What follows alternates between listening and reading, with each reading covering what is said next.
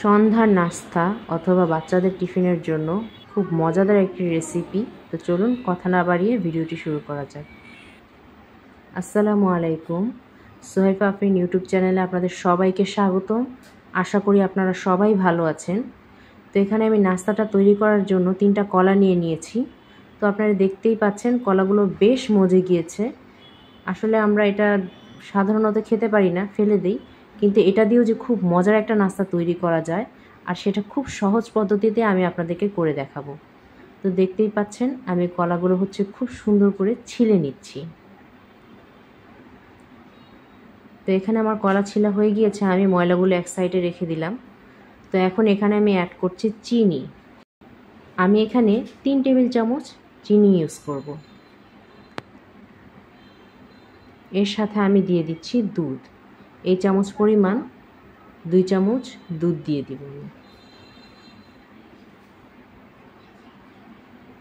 এরপর এটাকে আমি হাত দিয়ে কলাগুলোকে খুব ভালোভাবে মথে নিব। তো দেখতেই পাচ্ছেন আমি খুব সুন্দর করে মেখে নিয়েছি। তো এখানে আমি একটু লবণ অ্যাড করলাম। মিষ্টির মধ্যে লবণ অ্যাড করলে সেটার টেস্টটা খুব সুন্দর আসে। তো এখানে আমি এই চামচ পরিমাণ 2 চামচ আটা দিয়ে দিচ্ছি। এরপর এটাকে আমি খুব ভালোভাবে মেখে নিব।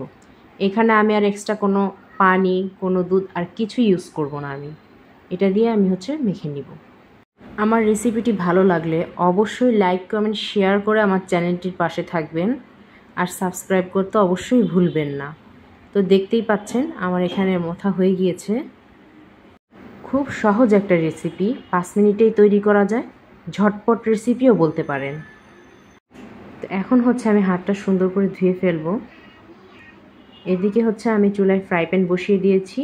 এখানে ডুবো তেলের কোনো প্রয়োজন নেই, অল্প তেলেই এটা সুন্দর করে তৈরি করা যায়। তো এখানে আমি দেখতেই পাচ্ছেন চামচ দিয়ে কেটে কেটে সুন্দর করে দিচ্ছি ছোট ছোট করে। এটা বাচ্চা থেকে বড় সবারই পছন্দ হবে। খুব ঝটপট, খুব অল্প সময় তৈরি করা যায় আর খুব মজাদারও হয়। আপনারা অবশ্যই বাসায় একবার হলে ট্রাই করবেন, মাস্ট একবার হলেও ট্রাই করবেন। তো দেখতেই পাচ্ছেন আমি একে একে সুন্দর করে সবগুলো ফ্রাই প্যানে দিয়ে দিলাম, দিয়ে এগুলোকে সুন্দর করে ভেজে নেব আমি। তো দেখতেই পাচ্ছেন আমার ভাজা হয়ে গিয়েছে। ঝটপট কলার নাস্তার রেসিপি। এটা খেতেও যেমন দুর্দান্ত হয়, তৈরি করাও খুবই সহজ। তো তৈরি হয়ে গেল।